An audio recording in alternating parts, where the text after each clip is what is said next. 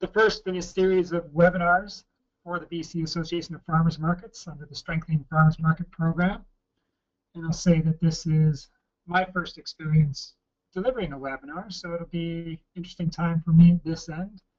What we have incorporated into the presentation, as Chris mentioned, is some interactive components. So we will be trying to allow people to have some level of just interaction, sharing both audio as well as typing in some answers. As far as the background for these, the presentation for this webinar today, is that the materials come from about 10 years of working with farmers markets and in the local food system. Some of you might be familiar with the DOT surveys that I've done, the farmers market assessments I've done. But the knowledge and really what's driving my ideas behind the core business of farmers markets is a background that's in commerce and marketing and an MBA. And it's just always really, with my passion for local food systems, passion for farmers markets, there's always this question and pursuit of viability, just making sure that this is working for the vendors, working for the customers, and working for the markets themselves. And this is what led me to this idea of the core business of farmers markets. And we're recently been working with Darren and incorporating, just combining our experiences and ideas. So Darren, do you want to just introduce yourself? Yeah, hi everyone, and yeah, thanks Dave for that. So yeah, Dave has asked me to join him today because, sorry, can everyone hear me okay? Is it a bit echoey? I've got a business background as well, similar to Dave. Got a 15 years experience in the food retail industry, working with conventional retailers, and then in the UK, in Canada for the past 10 years. With Spud, the organic home delivery company, and then just the last 3 years working, consulting with farmers markets and other organizations, institutions within the local food sector. One of the things I'm working on predominantly is food hubs with a number of farmers markets within a number of associations within BC. But I've also worked with a number of farmers markets as well, such as Abbotsford and Coquitlam Farmers Market, on strategic planning and, in some cases, some quite specific topics, looking at financial viability for over a certain period, just to get them more viable. And in the case of Coquitlam, looking at pocket markets and the financial viability of them. And a lot of instances with food hubs, trying to get funding, trying to get the projects off the ground, is looking at business planning and feasibility studies. So very much in line with looking at strategy planning for farmers markets. I also did the business plan for Victoria Public Market, which is the first one that's opened up in a good number of years, and has been open a few months now, and so far it is relatively successful. So a number of experiences there looking at business planning and strategy planning for markets, public markets and food hubs. Okay, thanks very much, Darren. If I could just interrupt, David, I just want to double check and make sure that you've got your screen on, that it's showing the screen. We've had a couple of comments, but it is the blue screen that's showing the core business of farmers markets, and you do have showing your screen, correct, Dave? It's showing on my screen, so I'm, yeah. Excellent. So here's I can the next see it. screen. I don't know. Great, thank you very much. So there is an audience question about, are we supposed to see the PowerPoint screen? And yes, you're supposed to see the screen and not the presenter. With that introduction, with both Darren and myself, the purpose of this shouldn't be too surprising to you. What we want to do today is engage you in a process of thinking about farmers markets in a way that you may have not thought about them before, and that's specifically as a business. So that's where, certainly with both our combined backgrounds, we do have this particular business perspective on things. We're definitely interested in the viability of farmers markets, and we really want to engage you in this way of thinking with us through this webinar today. And that will be a foundation for the Strengthening Farmers Market series of webinars. But our approach, though, through strategic business planning, we really just want to add this business perspective to what you already know about your market. And it's just in that sense, it's another tool to support the growth, development, and success of your market. It's not meant to say that you must look and must only look at your farmer's market through a business lens. Rather, it's really just to add it to the complement of skills you already have. And based on our past experience, we do approach this as a new perspective for most farmers markets. Many of them have certainly think about aspects of business, but we really want to focus today on this idea of the core business of farmers markets. So let me take a minute to just set the context for that and illustrate what we mean by that idea of focusing on the core business. So traditionally, conventionally, or what most people are used to, is when we think about strategic planning, we often think about an organization's mission, goals, vision, and objectives. That's often where the process starts in terms of pretty high level, but really trying to get people on that same page in terms of what are we all about, and focusing on, as I really focus on the vision and mission. Through that process, what you're really trying to do is, in any form of planning, is to imagine what the future might look like and what a desirable future might look like. With farmers markets and nonprofit organizations generally, really it's about a development path, what we refer to as a development path, which refers to a typical pattern of growth for a farmers market and the steps associated with this pattern of growth. So let me show you through the next slide. It's got some detail on it, but I'll work our way through it. Through this image, what we see here are really two key dimensions for generically that covers the possible paths of development for farmers markets. Usually it's a function in large scale, it's either the age of the market in terms of how long has the farmers market been developing. So with the age of the market, you see that the board starts to develop as it gains experience. Part of that experience just becomes more skilled and more sensitive to some of the financial management. So that path of development is often influenced by both the development of the board and its ability to do financial management. The other critical piece that influences how a market develops is the size of the market. And you can think of the market in terms of, usually in the terms of number of vendors, where the small ones are less than 10 and the very large ones that have more than 100 vendors. With the size of the market, tend to have, the larger the market, the more vendors you have, the more staff you also have as well, and the more money you have available to marketing the market itself. So these size and age of the market are really the critical factors that drive and shape the path of development for a market. And what we see through that, and then what's represented in that green shaded area, is that as the market gets older, normally we get wiser as we get older with age, at least hopefully, but as we get older and as we get larger, what also comes along is just this ability and interest in doing strategic business planning, where one is constantly going back to those mission, vision, goals, and objectives. So rather than dealing with the short term, the market's outlook extends further into the future, and it becomes, rather than focus on managing issues, really focusing on planning and a future orientation. Through that process, what we have usually is at the outset, you have the market usually focus on just getting started. The idea is that first past stage of development is creating the market. The next stage of development is working at it in terms of just getting the resources and really committing to making the market grow and develop.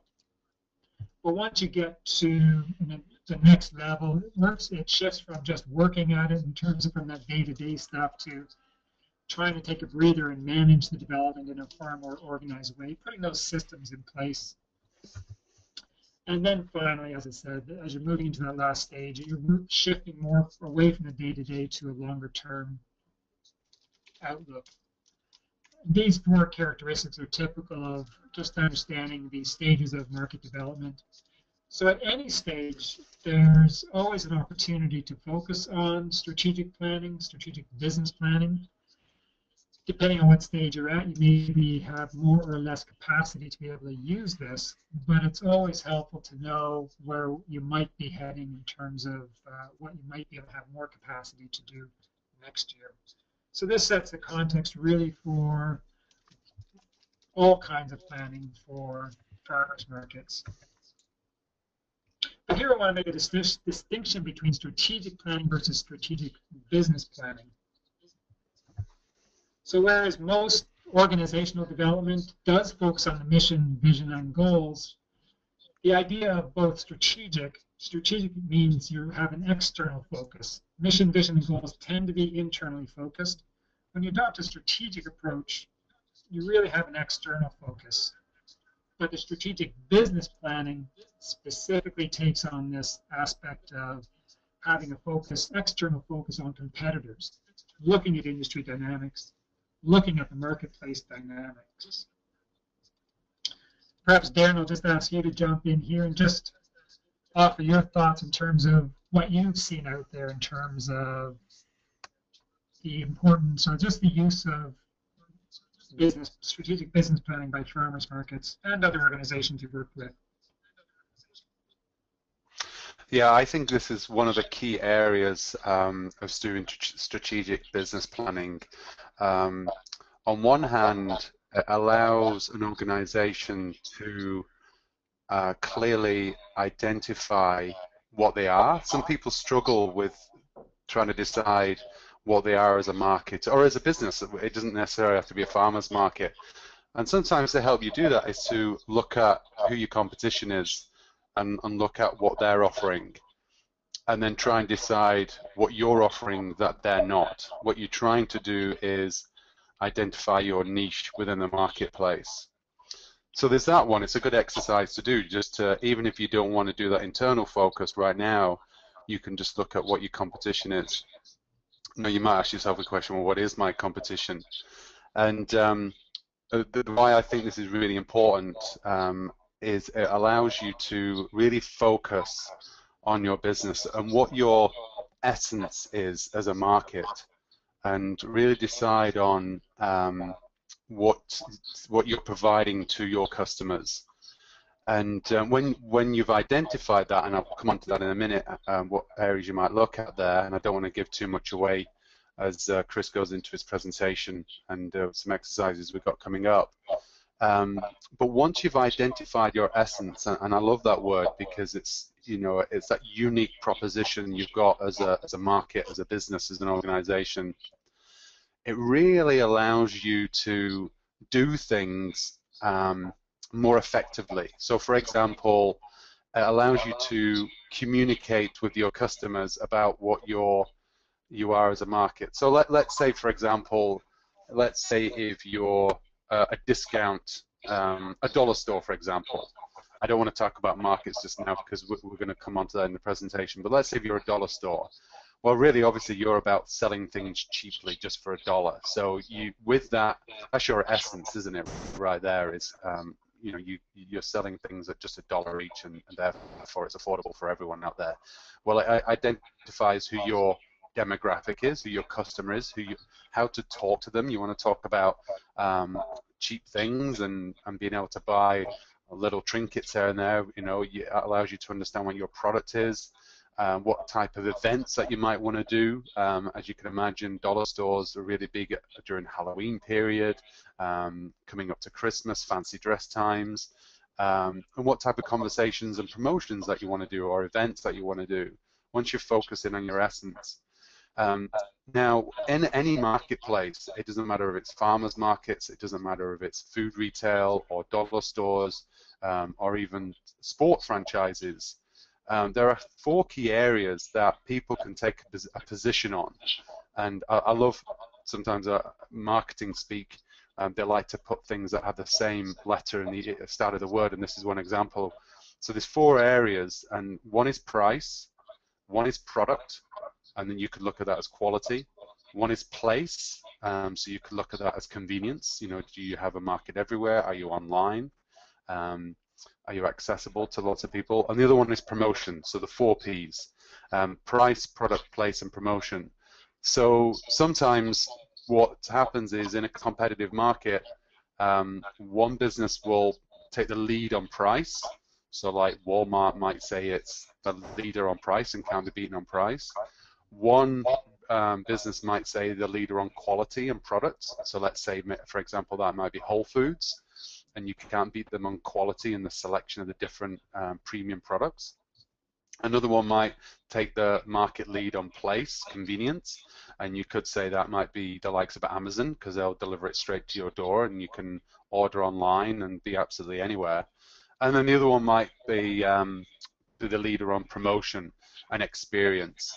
And so, you know, when you go into that retail store, you have a fantastic experience and lots of promotions on, and it's a very different experience. And maybe that might be something like Granville Island, for example. It's very different, and you can see already that's the essence of each of those 4 competing businesses. So once you've identified that, you're looking at through your competitor's eyes and what your essence is as a business, allows you to execute your business a lot better. How you communicate with your customers, what promotions you do, what products you sell, and sometimes actually it allows you to tell you what you don't talk about too much. So for example, if you're Whole Foods, you don't talk too much about being the lowest price versus the likes of what Walmart might do. Thanks, Chris. Hopefully that's given people a flavor there. Thanks, Darren. So the next question, with that introduction then, just to the idea of strategic business planning, is why is this important? And not why is strategic business planning important necessarily, but why is strategic business planning important to farmers markets now at this point in time?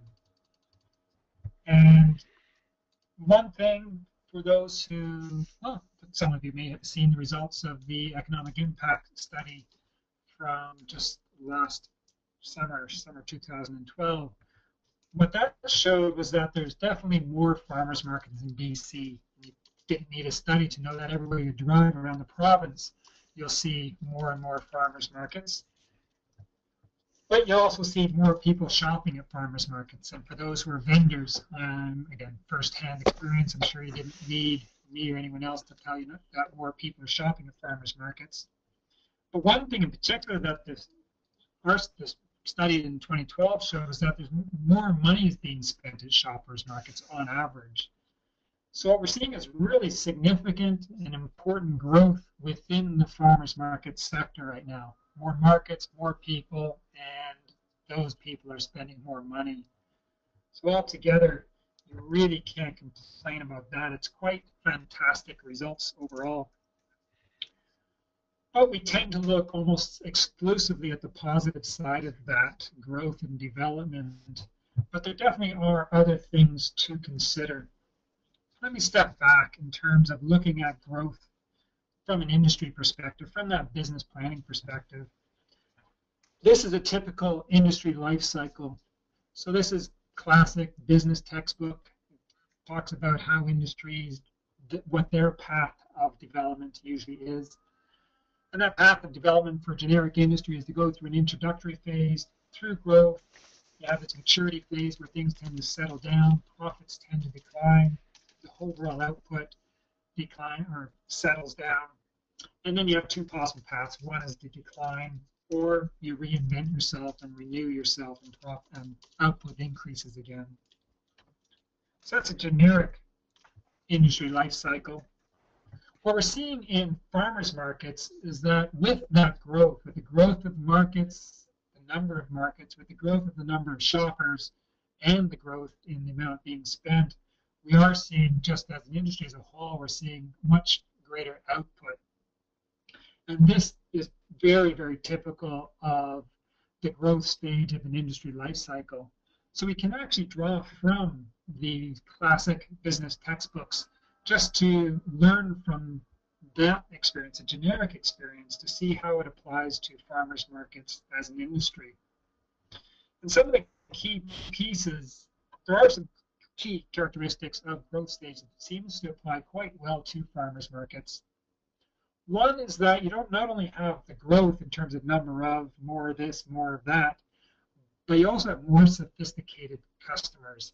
Those people who are hearing about farmers markets are now coming to markets or arriving at markets with a more sophisticated expectation of what that farmers market experience is. Even if they've never been to one, they have an expectation of what it's supposed to feel like, what it's the food you're supposed to be able to have access to, the quality of that experience, and just overall this higher level and more sophisticated level of expectation.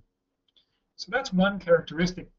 The response to that, though, is that from a market's perspective itself, more effort is needed to make the changes to be able to develop and develop the quality of the product to meet those more sophisticated expectations of customers' needs. One thing that's related to that is you might have heard of the idea around authenticity. I know it's being discussed within the BC Association of Farmers Markets for a couple of years, but it's right across Canada and North America where people are talking about what is that authentic farmers market supposed to look like. This really is a strategic decision in terms of what's the strategy of farmers markets as an industry. How do we certify, codify, and standardize this idea of the farmers market experience? So it's quite an interesting concept associated in a natural outcome of a typical growth stage. But the key issue, really, from farmers markets perspective, is that there's just more competition. And really, this strikes at the core of this presentation, our perspective in terms of why do we need to look at the core business of farmers markets? Why do we need to take on an external focus that is looking at competition? Quite simply, it's because there's more competition out there. So what we're having is that farmers market industry, the growth of markets, it's just looking more attractive to folks. It's not just to people wanting to start up a market, but there are more vendors depending on what sector, where you're located, and what type of vendor you're looking for. But there's potentially more vendors, potentially more people, but just the overall expectation or outlook that there are opportunities out there for more markets, especially where none exist and where the area isn't being served yet. But we also, not only among farmers markets, but there's also that many of you have probably seen when going to grocery stores of all kinds of sizes, as small and large grocery stores, the big retailers, that you often see the farmers market brand. So that's probably one of the most complimentary gestures on behalf of the grocery stores is to pick up on the farmers market brand, because they see and recognize that there definitely is this increasing level of sophistication among shoppers, and they are looking for these qualities that are specifically associated with the farmers market and that farmers market brand. So altogether, that leads to really just this summary statement where we believe, so Darren and I, in terms of putting this package together, as well as Chris and the BC Association of Farmers Markets, we've decided to start off this Strengthening Farmers Market program really because we believe that farmers markets can respond to these new challenges, these new demands, by adopting a more business-oriented approach to strategic planning. Again, we emphasize the idea that it's a more business-oriented approach. We certainly, again, not suggesting that this must be strictly a business approach, but it is meant to be one more tool that adds to your market's perspective on its path of development and how it might be able to control its future. So again, call on Darren here just to add a few comments. And here, Darren, I'm just wondering, you have mentioned food hubs in your introduction. I'm wondering if you've seen, and you've done some business planning for food hubs. Just if you want to reflect on that for a moment, see how that business-oriented approach for food hubs is influencing that sector. I think that's a really good example, actually. What I hope people get from what you just talked about is it's really important to do strategic planning every few years to react to a change in market, because more competition is coming in. You as a market are maturing, your customers are maturing, you've got new customers coming in, you've possibly got new competition coming in. And so doing your strategy every few years is really important, because you might have to, in essence, reinvent yourself and meet those different demands that are put onto you by a market.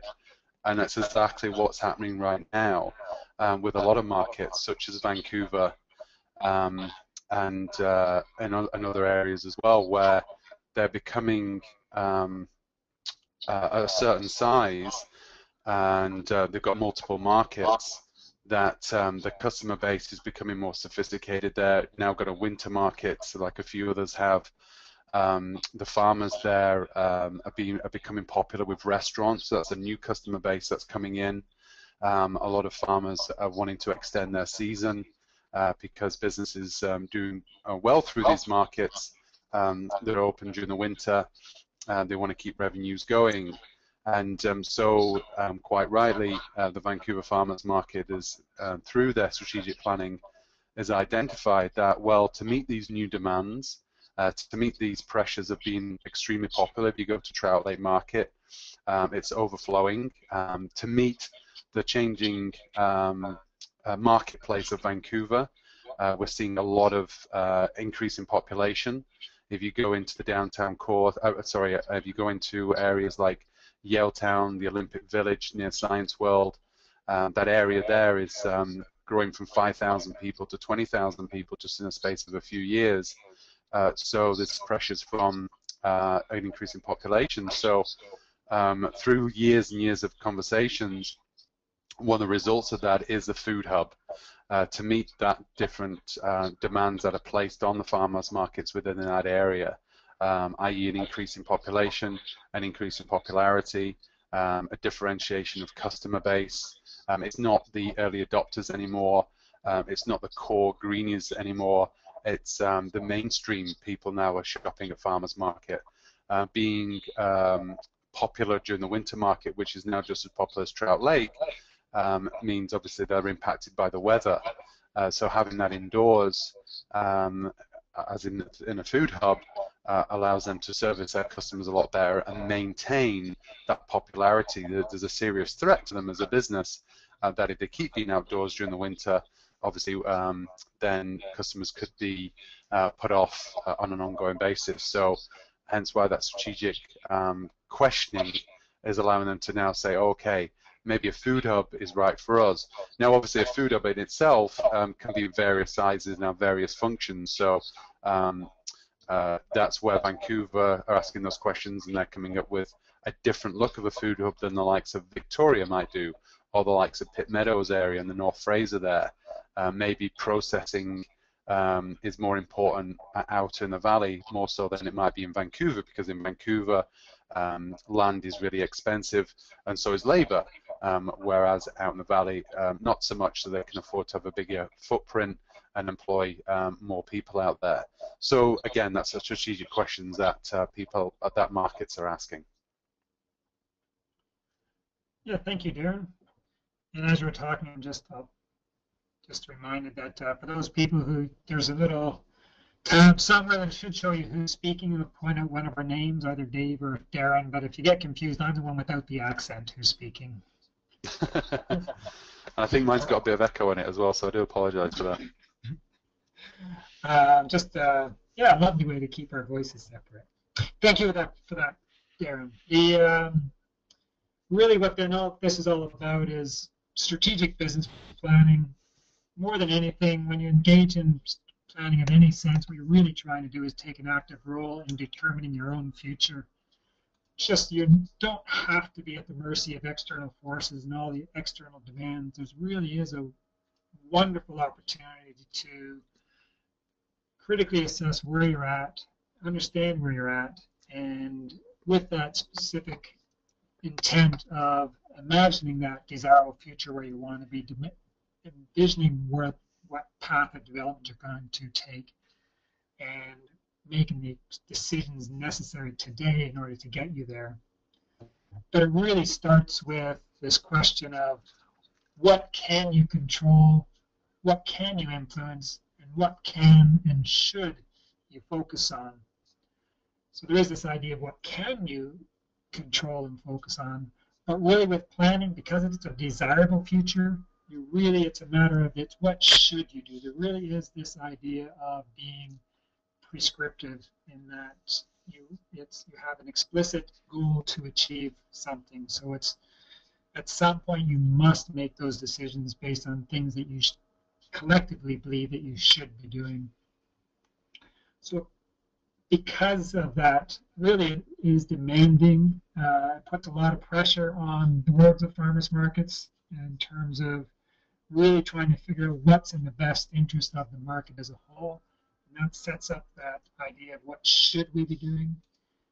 That's where, in order to be able to move forward together, one first must take that first step together. And sometimes within strategic business planning, the best step forward is a step or two or three backwards, depending where you're at in the planning process. So what we're doing through this webinar today is going to the basics, and what we're going to get to is the core business of farmers markets.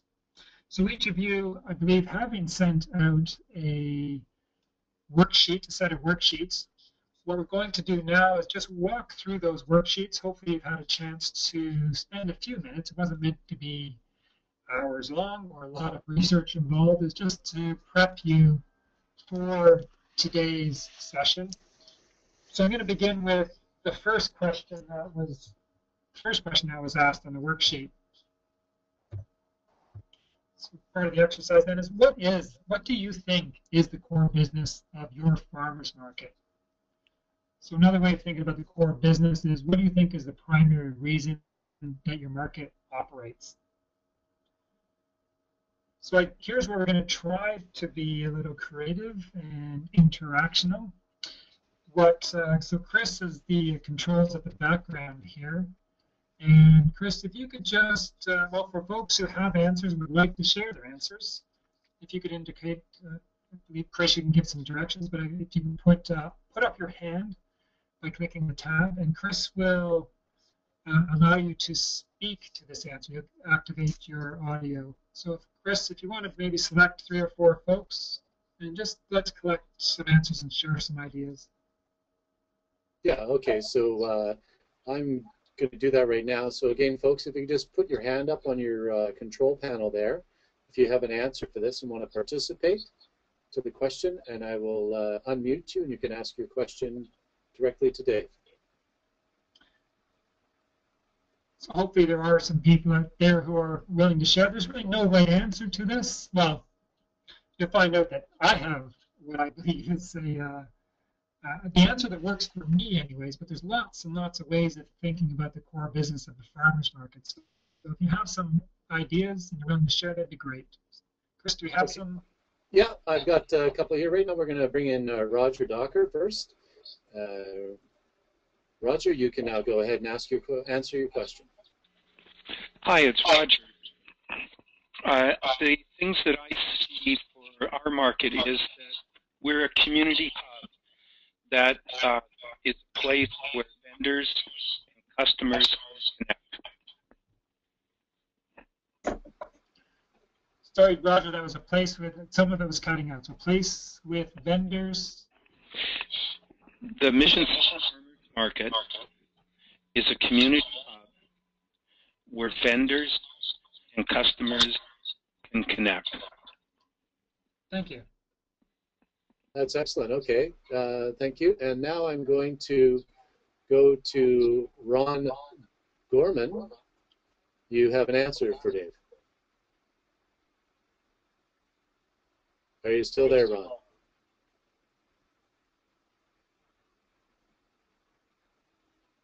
Well, we lost Ron, so we're going to go to Nicole Reed from the Oak Street Farmers Market. Nicole, go ahead with your answer. Hi, Chris. So for us, I think that we try to serve as a place where people can come and support local businesses, but for us it's especially BC certified organic farmers. That tends to be our sort of primary reason for our market. Thank you, Nicole. Are there a couple more, Chris? Excellent. Yeah, just working my way through the list here. There's got to be another one. I think maybe what we'll do is we'll just, you know, this is what happens sometimes when I'm facilitating, so I'll just pick on somebody. And I'll ask Kristen if she's got an answer for that from Squamish. Kristen, how are you doing tonight?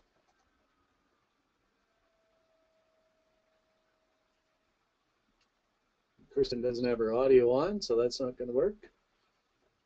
Other than that, that's the answers that I have. Ron had the same answer as Roger?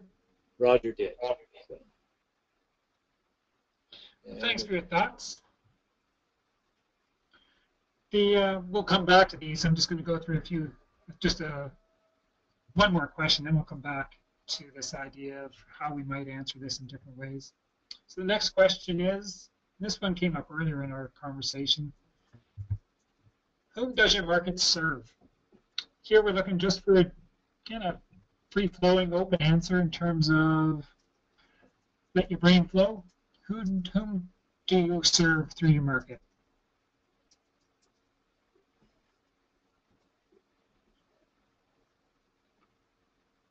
Chris, do we have a couple of people who are willing to respond? I'm just looking for that now. Yes, we do. We have Brenda is on the line now. Brenda, you have an answer for us? Yeah, I would just like to say the community, our local community, and a nice broad range. This year our market had coupons, so we had a real diverse group of people coming. That's great. Thanks very much, Brina. Sorry, my glasses were off. I didn't see the E and not the D there. So, Brina, thank you very much. Actually, it's okay. It's Brenna. Oh, perfect, Brenna. All right, thanks. And now we're going to go off to. I got another one down here. 1 second, please.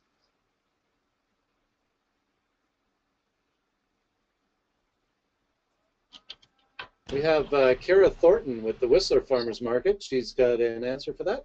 Kara? Hello. I just thought our market's in a bit of a unique position because we're the Whistler Farmers Market. So not only do we have the chance to serve the community, but we see a lot of tourists who are maybe coming to Canada for the first time or to Whistler for the first time, and they are looking for some unique products that are unique to the area and want to try some of our local produce. So we have a unique opportunity to do that. Great. Thanks very much, Kara. Thanks, Kara. Is there another one there, Chris? I'm looking for one, and we have another option too. If people aren't comfortable with the speaking on the mic, they can just type their question in, and I can send it to you. I've got one. I'm going to get to one from Ron Gorman, but I've got one from Mary Forsbauer. The vendors, the customers, and the community in general is one of the answers that we had come through, Dave. Thank you. Thank you, Mary. And we also have another one from Erna, and Erna's coming all the way from Cranbrook, and that's vendors, market patrons, and the business communities. So, and I think I have one more audio one, if that's okay, Dave. Yeah, sure. Ron, do you have another answer here? Nope, Ron is out. Okay, carry on, Dave. We'll have to try Ron again sometime. But here's the way that I've summed it up, and you'll find that it resonates with much of what has been already said already. So here's the way I like to phrase it. I think of the core business of a farmer's market is to profit by bringing farmers and shoppers together in a unique setting. So let me just spend a moment on just some of the words that are in here, and each word is really selected carefully. At least each might give you the impression that it's pretty straightforward, but start with the idea of farmers and shoppers. So many of you have mentioned that whom you serve is both the vendors and customers. But it's recognizing, first of all, that it is really both the farmers and the shoppers, because when we've done workshops in the past, when I've done workshops in the past, there's not always an explicit recognition that it's both often the focus has been on shoppers, and not many farmers markets see farmers as part of their core business, someone who they actually serve. And here the critical piece is the need to separate farmers from the farmers market. That's one of the key ideas underlying this idea of focusing on the core business, is to appreciate that the farmers market, the interests of a farmers market actually stand out from and separate from the farmers themselves, even though the board is almost full of, or made up of, volunteers, and usually some of them are, most of them are farmers. There really is a need to separate from the farmers market themselves. That's at the core of this idea, and we'll come back to that in a second. Piece is unique that the farmers market is a place, and Kara, your notion, your description of the Whistler market, in terms of, you started off with the word unique, so I was quite pleased to hear that. But just really you recognizing that the Whistler market is in a unique setting, and the market itself provides a unique setting within Whistler. So it's really important to recognize that the core business of a market is inseparable from what can be produced. And the other piece to this is just the explicit effort to bring in the idea of profit. And perhaps in workshops I've done in the past, it's the idea of just taking on this business focus and using the word profit in this core business statement is not often well received. Maybe not the best word. It's just, it has a bit of an edge to it that not all board members and other leaders of farmers markets resonate with. It doesn't strike at their core. It seems that the farmers market isn't consistent with those other ideas that we've heard here already in terms of just serving the community. And the idea of community tends to be associated with the ideas of community development, making sure everyone's involved. So again, this is where a good point just to say again how just because one thinks of the market as profiting from bringing people together doesn't mean that it doesn't have these additional goals. These additional goals might not be, or may be part of its overall objectives and the context and perhaps even the mission statement of a market, but it doesn't necessarily have to, or doesn't fit. That's not the right word either. It doesn't need to be defined as part of the core business. It's certainly one of the benefits of having a farmers market. So those are some of the ideas that are embedded in this statement. So it resonates with things you have said, but also tries to put a very specific focus on what that essential, the essence. This is what Darren talked about earlier in terms of the essence of a farmer's market. Maybe I'll just ask Darren to comment, and then I'd like to hear from folks as well in terms of just your reaction to this statement. To what extent does it work for you? But maybe I'll just ask Darren to offer a few thoughts to begin. Yeah, thanks for people's answers there. I think a lot of people's answers, mission statements, really hit exactly what Dave has just illustrated there, looking at both farmers and shoppers. So that was nice to hear. I also like to hear some of the mission statements that people volunteered were very specific, and that's what I've seen with successful farmers markets elsewhere, is where they're very specific. So I think it's Oak Street where you said that you're 100% organic. You know, that's an essence of your market. That's something that I'm sure you communicate quite a lot, and is in your promotional material and how you advertise to your community what you have to offer. It was nice to hear markets say that they serve the community.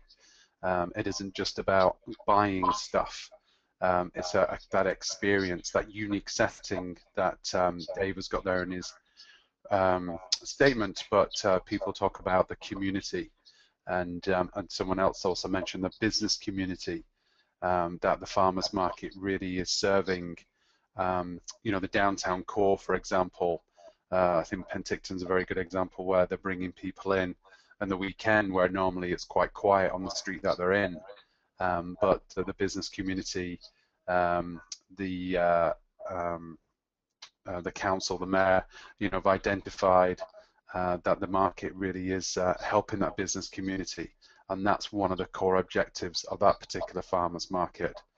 And I think most people said serving the vendors, which is really unique for farmers markets and why they exist, and supporting the farmers community. And I know Bruce is with us from Abbotsford, but that's one of their unique propositions they keep talking about, and he was really excited going through that process with Abbotsford Community Market, where they were saying, okay, it is about the farmers, it is about agriculture, why people come to our market.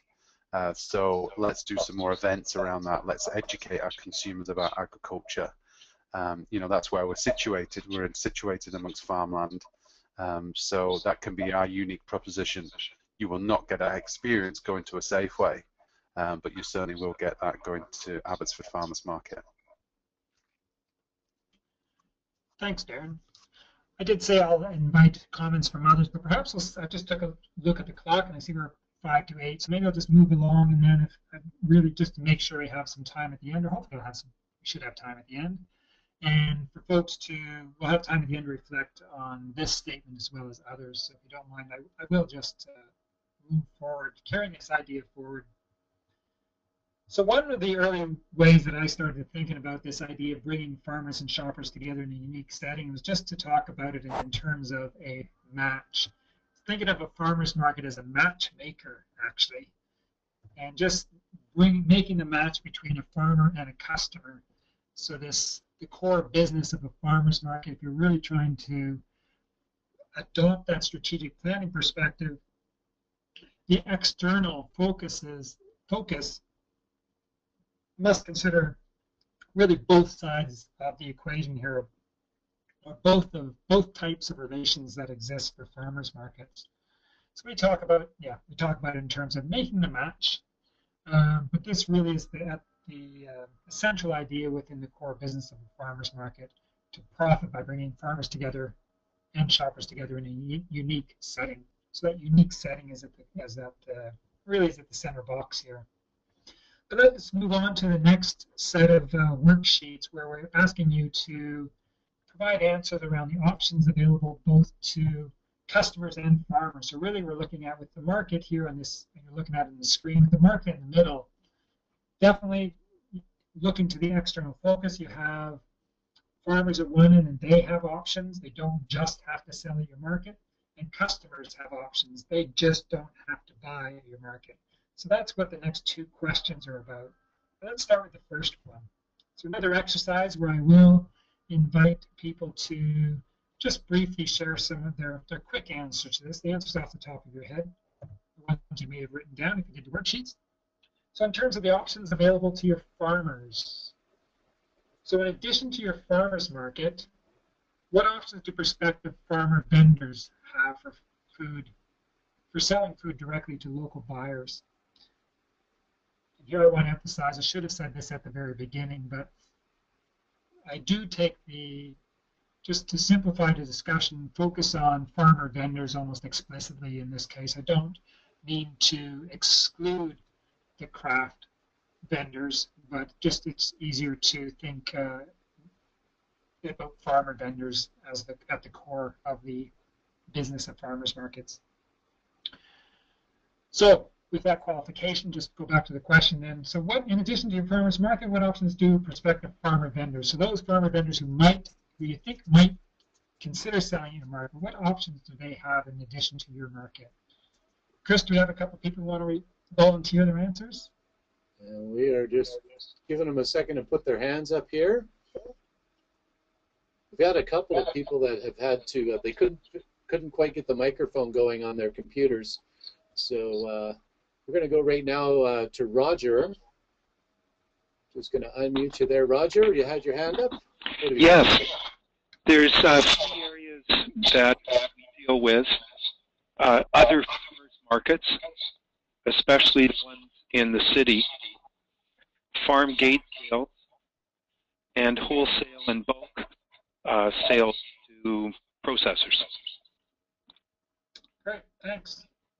Definitely, those are valid options. Chris, do you have Okay. another one? Yeah, I've got a number of them have been typed in just to take care of the audio issues, so I'll just read them back to you, Dave. Perfect. We've got Ron Gorman. Ron says, farmers have local restaurants, smaller businesses, and like that supporting local, and also their own farm properties. So that was a bit of a cut-up one.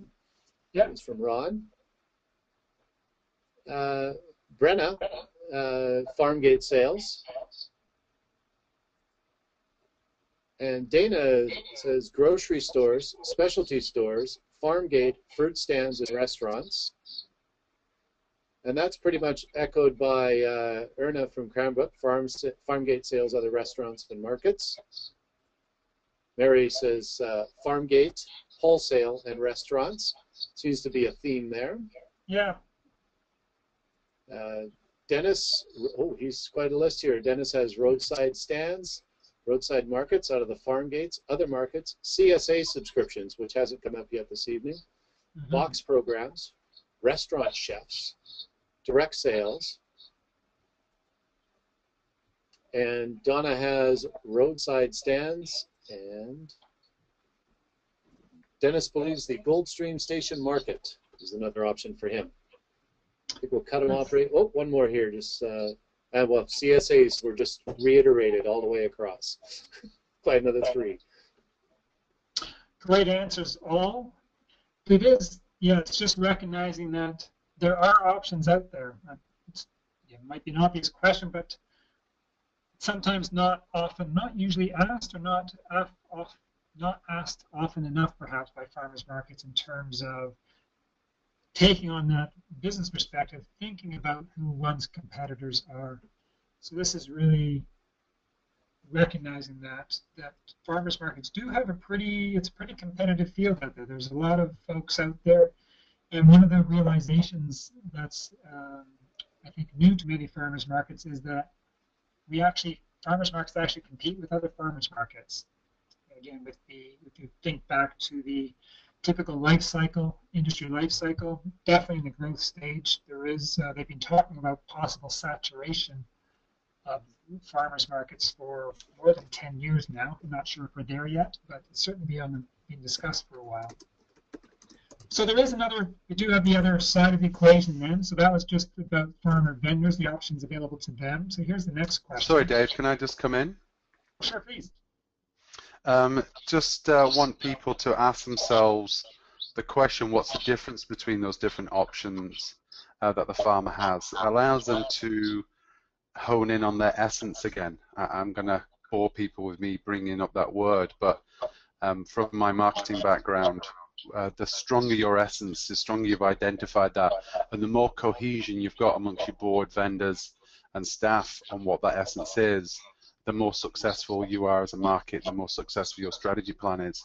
So what I mean by that is, what do you as a farmer's market offer that your competition doesn't to farmers? So for example, if you compare, just ask yourself that question, what's the difference between a farmer's market and wholesale? Well, obviously a farmer's market, you're selling direct to the consumer who's eating your product, and that allows you as a farmer to have that discussion and speak to people eating your product, and you get good feedback about your product directly from them. Whereas if you're selling through a distributor, you obviously have lost that connection. You obviously get a better price at a farmer's market more so often than not versus a wholesaler. For the wholesaler, you might sell larger volume to one customer, or obviously you're selling smaller volume, or at least you're selling smaller volume per buyer. You might get a good amount of sales total at a market, but per buyer they're spending maybe $10, $15 with you, whereas one wholesale buyer is maybe spending $1,000 with you. So those differences make you who you are as a farmer's market. That your direct marketing, you're allowed to speak to your customer, you're allowed to react, to the market a bit better. You're actually situated amongst competition, if you wish. You can identify what the market is doing, what other farmers are growing or selling, and how they're selling it. So you're getting a good feel of what's going on in the market. So it's a real good opportunity to farmers be at farmers markets because it's really good market research for them. Whereas selling to a wholesaler, you don't get that so much. So that, to you, when you're speaking to farmers to attract them to be a vendor at your market, is what you can offer to them and is part of your essence. Thanks, Darren. The next question then about options is shifting to similar question, but in addition to your farmers market, what options do your shoppers have for buying local food? And I won't ask for answers here. I'll just make the point that quite often it can be the exact same list as the other one, but there are circumstances where it will be different. I imagine if we took a poll, and I have done this in a workshop, it does differ between markets, but generally it's the same. It's similar lists. They just play out differently in different markets. But still, nevertheless, for any particular market, it's critically important to compare options available to both groups because they aren't always the same. So hopefully you have done that or at least thought about it. But let me take you to the next step. So what we asked you to do in your worksheets was to answer these questions and then to help to visualize these markets, to visualize your markets match. So what we did was describe this two-step process. In step one, we're going to, really what we're looking at is this chart here. I'm just skipping ahead for a second. But we're going to plot your answers on these two charts. And I'm going to assume that most of you had a chance at least to read through the worksheet, so I won't spend a lot of time explaining it. But what we want to do is on one axis you have producer options, pretty much between high and medium and low. And on the other axis you have customer options in terms of high, medium, and low as well. So what you can think about is, for that first question was we asked what options were available to farmer vendors for selling food directly to local buyers. So what I'd like you to do when answering that question, you made your list, but now think about your market and think about other markets, whether they're nearby markets or just other markets around the province that you're familiar with. And just, this is quite subjective, but ask yourself, where do you think with respect to your particular farmer's market, do you think the options available to your farmer vendors, the producer vendors, do you think the options that they have in relation specifically for your market, do you think it's high, medium, or low? Similarly, ask the question for the customer options. So for your particular market, your particular setting, your unique setting, do you think the customers who shop at your market have high, medium, or low options for purchasing local food? So those are the two, well, there's step two, which I just described. What you want to do is just extend those lines. So if it's medium and medium, medium and high, whatever it might be, what I want you to do is, if you can follow it along here, if you, for example, here's the chart, what I'm going to ask each of you to do is actually to type in your answers to what you have. So we've labeled 9 different squares here in the grid. So if you had producer options that were medium and customer options that were medium, you would land in the quadrant, or this is not a quadrant, but in the square box labeled number 5. If you had producer options were high and customer options were high, then you would type in the number 7. If you had producer options were medium, customer options were low, then you might be in box, or you would be in box 2. So if that all makes sense, hopefully it does. Please ask questions if it doesn't. Chris, can I maybe come in and just give an example? Absolutely. I've looked for the list of attendees, and it doesn't look like that Vancouver farmers market is here. So I'll pretend that I'm Tara, and I'm doing this exercise. So if I was Trout Lake, for example, then the number of options for farmers to sell their product in this area is high. There is lots of opportunities for farmers to sell to restaurants within downtown Vancouver. There's a number of CSA programs that go in within Vancouver. There's other farmers markets that aren't run by the Farmers Market Society, and that they've got an option to do. There's also a lot of retailers here, a lot on Commercial Drive or the likes of Whole Foods that do buy direct from farmers as well. So they have lots of options. So they, on the bottom axis, they'd be high. They'd be in the, on the left-hand side. When it comes to customer options, there's obviously lots of options for customers as well. There's lots of farmers markets. There's Granville Island market. There is, as I mentioned, a lot of retailers here sell local food. There is the organic home delivery guys, the likes of Spud and Green Earth Organics that deliver local food to your door, the CSA programs, as I mentioned. So there's lots of options for customers there. So Vancouver Farmers Market, I would say, would clearly be in box 7, where the producers have lots of options and the customers have lots of options as well. So I'm hoping that illustrates the example. I'm hoping I've got the exercise right as well. Yeah, thanks, Darren. That was great. So Chris, actually to everyone, if you could type in your answers, what Chris is going to do is to read them out, and we're just going to record them on this chart that we have in front of us. Excellent. Okay, I'll do that. And I've got some coming in now, so if everybody else could just type in their answer. We have a 7 from Dana. Wait a sec, I just need to get my marker This is set up here. the magic of technology going on here. We have a 7 from Mary Forcepower. 7 from Barbara.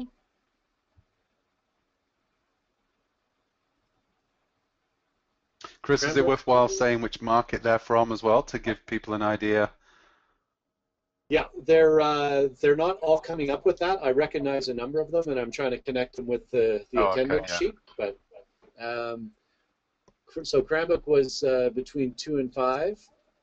Oak Street Farmers Market 7. Brenda Langlois is 5. Goldstream Market 5. Julia is a 7. Whistler at a 2. Interesting. Ryan at a 8. Surrey is at a 9. And that was Prince George was the 5. Now they're putting their market names beside them. Thanks, folks. So the 9 from Peter was Surrey. We have that already. Julia was from Coquitlam. Ron from Burnaby says a 5. Leah is a 6 from Prince George. UBC Farm is an 8. Just to acknowledge that Barbara was from Coquitlam and Dana was from Kelowna. So we've got a good selection. Oh, Mission City just dropped in at a 5. Langley Community Farmers Market, Benedict has a 6. And Mary was speaking for Burnaby and Ambleside. But she sells at many, many markets. Give it just a couple more seconds there. We have Mihaila from Squamish, and she also attends Vancouver. So, she attends 3 markets. So for her, she's on the board of Squamish, so that's one we'll go with, but that's a 5. She had Whistler as a 7 and Vancouver as a 7.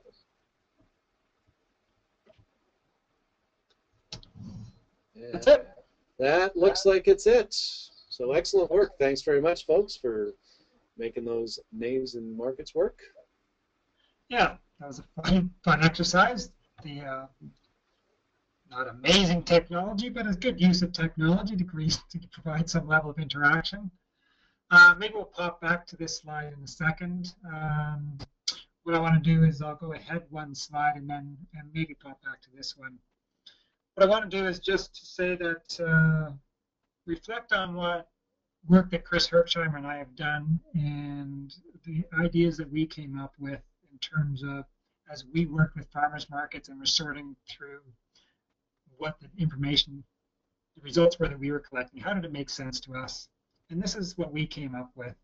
And when I show you the next slide, I'm curious as to, just for you to place yourself where you just answered and the next slide and see if it's consistent or not. And there are going to be some inconsistencies, so it's good points of discussion. Here we go.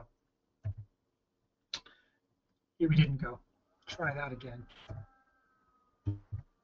There we go. So here is what Chris Herksheimer and I came up with. So we were thinking about this in terms of just trying to figure out what types, we were still working on that idea of the match. What kind of different matches out there? So if a farmer's market, it's to profit by bringing shoppers and farmer vendors together, or vendors together in a unique setting. What is it about those unique settings? Are there particular patterns of characteristics out there that tend to create types of farmers markets? And when we were thinking about it, if you can ignore the idea that there's urban, suburban, and rural, but what we first thought about was that markets tend to be characterized by the fact that what you can have, go back to this idea of the match, is that a match is the unique setting in terms of, well, it could be high on one side of that equation and low on the other side, or high and high. So for us, it was this bit of an enlightenment process where we had this simple idea of the match. And then when we added this concept of measuring the options on either side, it really brought this idea of a match to light. And what emerged from that was saying, you know what, if we can simplify and stereotype and accept all the risks that go along with that, we actually realized that it really did, the types of matches were strongly associated with the type of setting. So it's not as if we said urban farmers markets are down here and rural are up there. It was more, there's some up there and there's some down here, and hey, guess what? The ones that have low and low tend to be rural. And the ones that tend to be high and high are more in the city urban settings. So this is what we came up with. And there's actually some degree of similarities, and maybe I'll just flip back and forth. Go back to that previous slide where we put in the check marks. I think the check marks stayed. So there certainly was, in this, there's a pattern of folks in the quadrants of 7 and 5, which matched with ours. But we also had that urban circle that we had on the previous slide actually spanned across from 7 and into 8 as well. So I would say there's the check marks were pretty good. We didn't get any check marks in box number 3, which we tended to associate with the rural settings. So I'm just going to go back to this slide. So that's the patterns we came up with. And again, this idea that we can think of 3 types of farmers markets. We tend to have this linear relationship where it's either low, low, or high, high. And suburban markets are in the middle, where it really depends how suburban it is, and perhaps how many options are available to them. But one of those first questions you can ask is, as we just did, is if we think of the market as providing this match, what are the options available to each of those critical components that we're trying to serve? And then how does that influence who we think we are in our core business?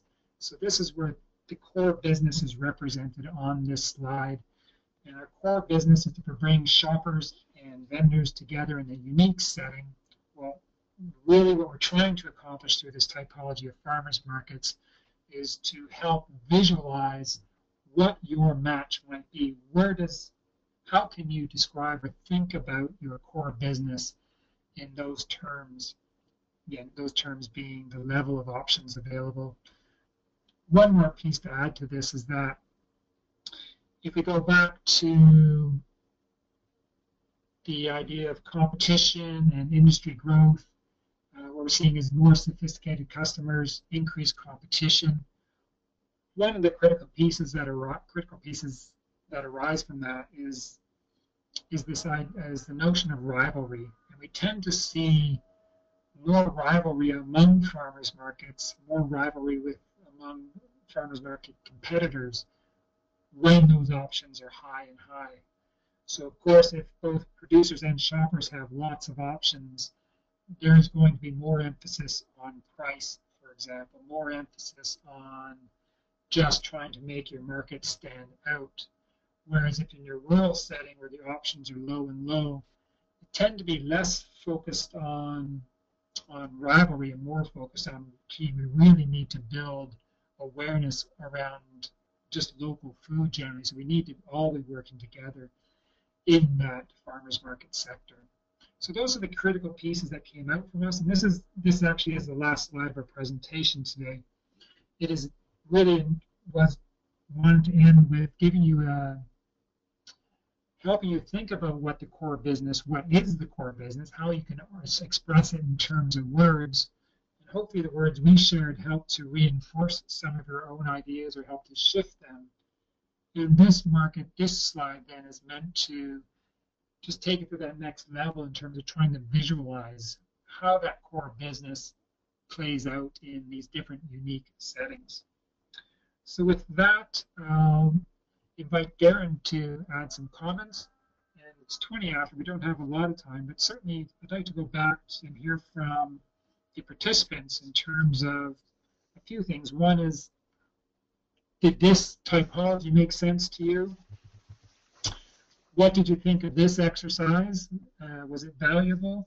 And also going back to that core, the statement of core business that I put out there, I'm also curious to hear how people responded to. What was your gut feeling when you saw the word profit, for example? And most generally then, how do you respond to this idea of adopting a business perspective or adding a business perspective as a foundation for strategic planning? So those are questions. If people have thoughts, or if you have other questions, feel free to put them out there. We have some time to answer them.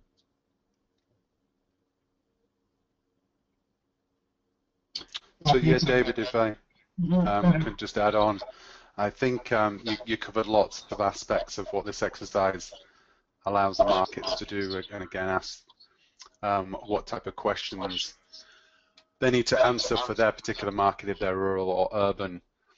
Just one thing to add on top of that is the customer experience and what their expectations are if you're rural, urban or suburban market.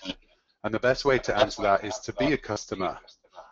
So again, with that focus on what your competition is, who sells local food, and what I mean by that is you don't necessarily have to go into a Walmart and understand what a customer experiences in a Walmart. Wouldn't necessarily see them as competition, but if there are other farmers markets, public markets, retailers like Whole Foods, CSA programs, farm gate sales, if those exist in your area, those are your competition. And it doesn't necessarily mean that you want to downplay them in any way, because obviously they're all selling local food, which we all support. But what you want to do is understand how they sell, what their experience, what customers' experience is like when they go to a farm stand or when they go to a retailer that sells local food. And A, answer the question, what do you offer differently? But also B, to say, well, are we performing as a retailer as well as we should do? So if there's a Whole Foods in your area, as people know who go into Whole Foods, their display is phenomenal. The experience is quite great. So you're competing with that. So you've got to ask yourself your question, that your vendors displaying as well as Whole Foods. If you've got CSA programs in your area, are you offering CSA programs? Can the farmers at your market offer a CSA program? Can they promote it at your market? Because that's the expectations customers have got in your neighborhood. So encourage your board, encourage staff to experience your competition and ask those questions. And again, it allows you to identify your competition, but also allow you to identify what your unique proposition and that famous word of mine, that essence that you offer versus your competition. All right, that's great. Thanks very much, Darren. We can, David, if it's okay, we can go to some of the questions now. I've got a combination of a couple voice questions and some that have been sent in with text. First, I'd like to just we'll bring Grant in. Grant, if you could keep the question to about 30 seconds, and then we'll carry on. We'll probably go an extra 5 minutes or so, or 10 minutes, if that's okay with our panelists. That would be fantastic. But I'm just gonna. There you go, Grant. If you could present your question.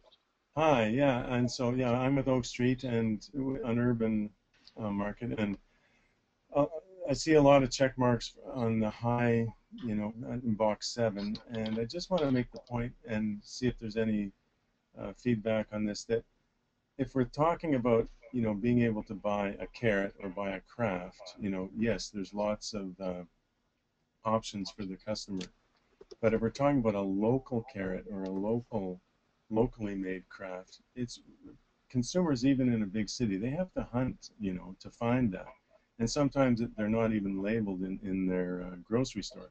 So, you know, we're selling a unique product. If we're trying to compete against any carrot, you know, we're in trouble. But if we're only competing for the local carrot market, it is a smaller number of options for the consumer, and so I guess it's an issue about educating them. But because, yeah, so I just wanted to see if you had any comments on that, and would that encourage us to really move over to box 4, right? Can I come in there?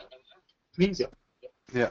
I think, Grant, you've hit an essence of your market, and I think it's a really good point that when you're looking at your competition, we do answer that question in a black and white manner. But you're very right that farmers markets really do offer local food most of the year, you know, 12 months of the year, whereas a lot of your competition, like you say, are Whole Foods or even the likes of Spud and Granville Island, the vendors down there. You're right, they'll offer the local carrot maybe, you know, at the prime of season. Whereas you're right, farmers markets, they'll offer that carrot most of the year. So that's something unique to the market. I think you're exactly right. It maybe changes things on this metrics, but when it comes to your essence, when it comes to what you are as a market, you guys, that's an advantage, isn't it? That's a unique proposition that you've got. Well, you know, I guess the whole purpose of this exercise is to determine where, you know, where we put our effort in terms of attracting people and attracting producers, right? So that's, I don't know what the answer is and how that changes our approach to drawing in the consumer, but it is something I think we should keep in mind, that we're not trying to compete with Safeway. Agree. Chris, I'll jump in. I'm looking at, I think it's questions you had passed along to me from Randall from Prince George. So Randall asked a couple of questions. One was, is it possible to define local for the purposes of the seminar? Just the idea of local came up just in our conversation now in terms of Grant, if I try to feel his name, just asked about emphasizing local carrots versus generic carrots.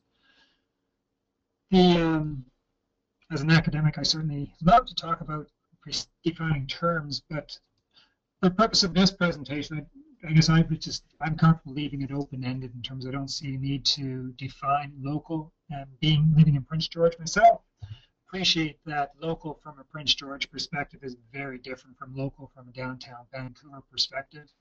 And of course, the Canadian Food Inspection Agency has come up with its own definition of local.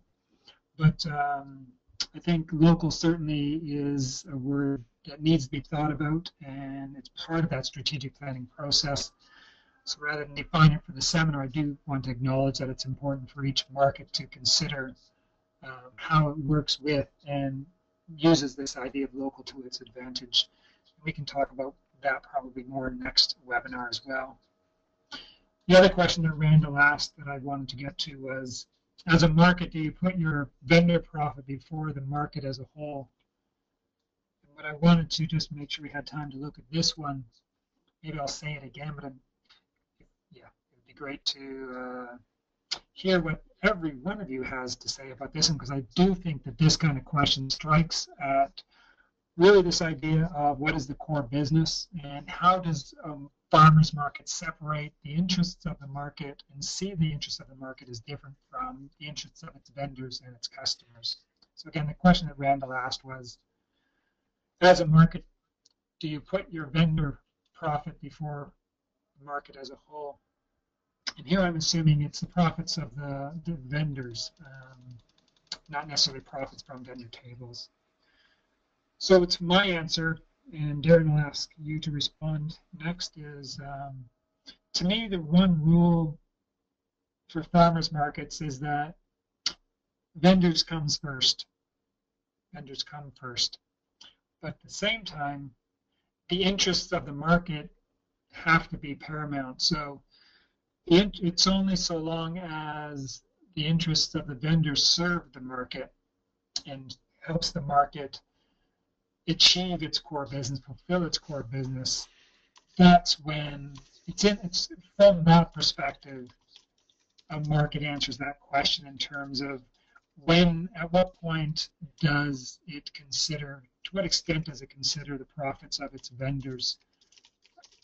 So it must, to me, it's critically important that vendors come first, but those kind of questions about how do we best serve our vendors must place the interests of the farmers market first.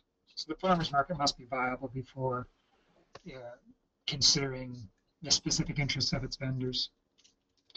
Having said that, I'll qualify by saying it's a very tricky balance, but farmers markets, my best advice is that it's really need to see itself as different. The interest, its interest different from its vendors. Darren, did you want to jump in? I just wanted to ask that, a farmer's market isn't going to exist without the vendors. So if they're not making justifying enough profit, they're not going to be turning up. A lot of markets, I know within BC, are either starting up or maybe they're in rural areas and are trying to attract more vendors, more than they've actually got, and they quite understand that if they haven't got that core group of vendors, then customers are not going to come because they're not got the selection. You want produce, you want egg vendors there, you want bakers, you want meat vendors. You want a good selection because that's what customers demand, and otherwise there's not going to be enough people turning up. So it's really key that vendors are making a good profit there for the survival of the market. And the question needs to be kept being asked as it grows, because it's that curve we were looking at, the life of a market, the life of any business as you go along, that you can't survive just on volunteer hours all the time. You can't provide the services that customers demand or even vendors demand with volunteers alone. And I've worked with markets that are getting to that point where they need a full-time manager. They need to be paying other staff because there's a lot more vendors there. There's a lot more people to manage, a lot more questions, customer service put in place. So it comes to a point where there needs to be that fine balance, like you say, where both are profitable. Otherwise, the sustainability of the organisation as a whole isn't sustained. Chris, do you want to throw a question out? Yeah. So I have some questions that Chris has passed on to me. Okay. A lot of them look at profit, and actually not necessarily questions but comments. And just following on from what we discussed, that profit is really key to a market because, as I mentioned, it allows the market to sustain itself ongoing.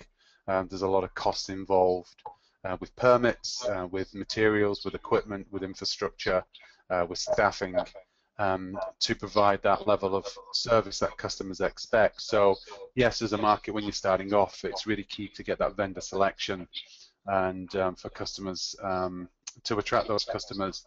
But then you get your loyal customers turning up, and you get additional customers coming on top of that, and expectations change. and obviously with more people turning up, you've got other logistical issues to manage, and that's where costs start to come in that need to be managed. So a lot of people have proposed questions or proposed statements that Chris has passed on to me that talk about it's really important to talk about profit as being a good thing, and sharing that amongst the vendors and the board, on where that money has been spent, and why it's important to generate revenues for the market. One question that did follow on from that was, how would you teach vendors that competition is good for business? And I guess that's competition amongst the market, and that diversity that a market offers. You know, vendors might ask themselves, why is there so much competition here amongst the market? Why do you have to have 4, 5, 6 produce vendors, or 4, 5, 6 vendors that are allowed to sell eggs? And so it comes back to that. It is a balancing act. There's no golden answer for that one. It all depends on the number of customers that you've got. But selection, variety, is again what customers are demanding, and otherwise you just won't get the footfall, as businesses talk about it, coming into your market that you need to sustain your market. So it's important to talk about that to vendors, why additional vendors are being brought on, and it's about it benefits everyone if there's a large number of customers coming into the market. Thanks, Darren. I'm just going to add one more piece, if I may. It's just really a bit of context for where this, to expand again on, revisit why we focus on the core business. These kind of questions come up in every market everywhere, and it is a delicate balance. There aren't always easy answers out there. But what I have found in my experience is that in the absence of having a shared understanding among board members of what that core business of a farmer's market is, that it's exceptionally difficult to even engage in the discussions. So that's where what I said earlier in terms of, in order to do really effective strategic business planning, a market sometimes must first take a step or 2 or 3 back in order to go to the basics, or else there really isn't that foundation to be able to reconcile competing interests, because those competing interests really are coming from different perspectives, rather from a shared perspective of what is that defining purpose, the essence of our farmers market.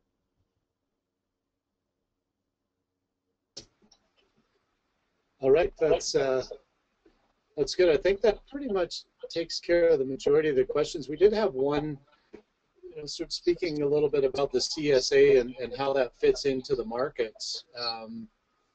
So David, I don't know if you'd have a chance to take a look at that. Just using farmers markets as a drop-off point for CSAs and how those impact farmers' sales at the markets.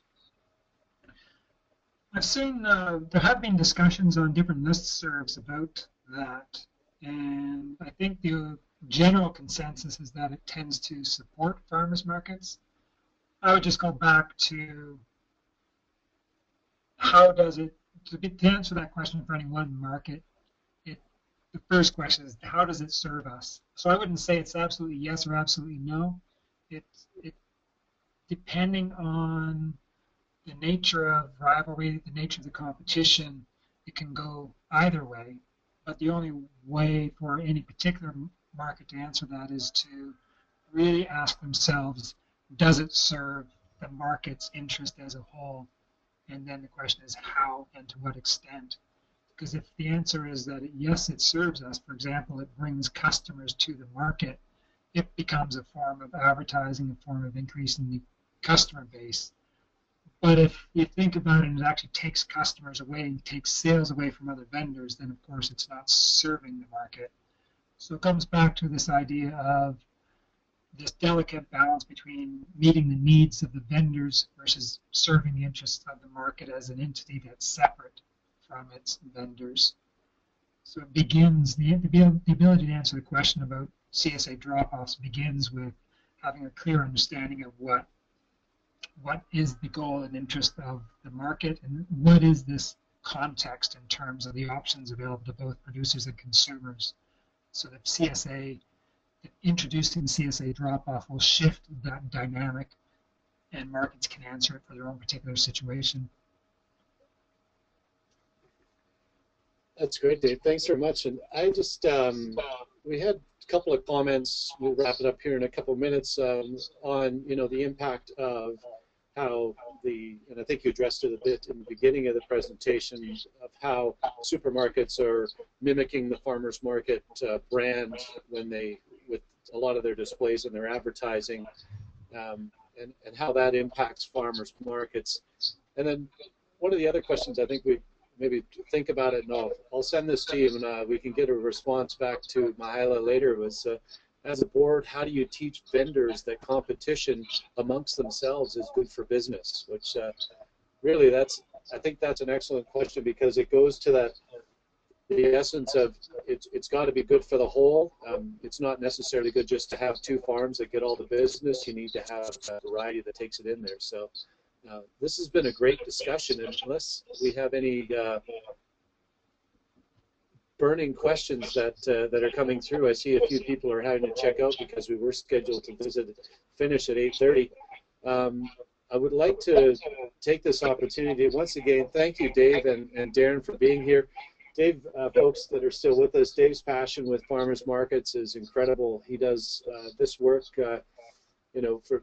it's from his heart, and he definitely gives a lot to the BC Association of Farmers Markets, so thank you very much. And Darren, also for your time. I know your passion is equal with that as well. So, gentlemen, thank you very much.